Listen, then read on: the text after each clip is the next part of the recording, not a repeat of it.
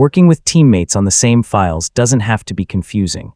Google Drive makes it easy to share documents, collaborate in real time, and keep everyone on the latest version of a project.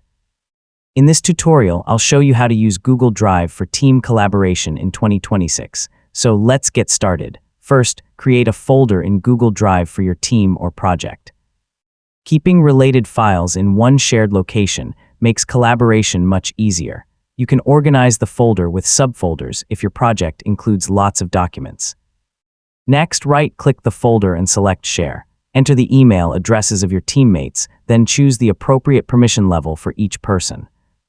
Only give editor access to people who actually need to make changes.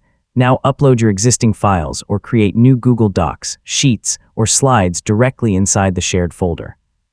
This helps everyone access the latest version without sending files back and forth through email. One of Google Drive's biggest advantages is real-time collaboration.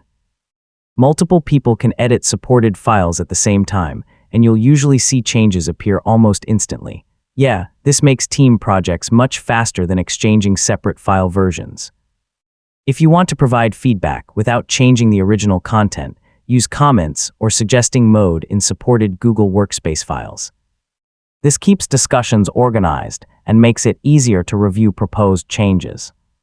Finally, review sharing permissions from time to time and remove access for people who are no longer part of the project. You can also check file activity to see recent changes.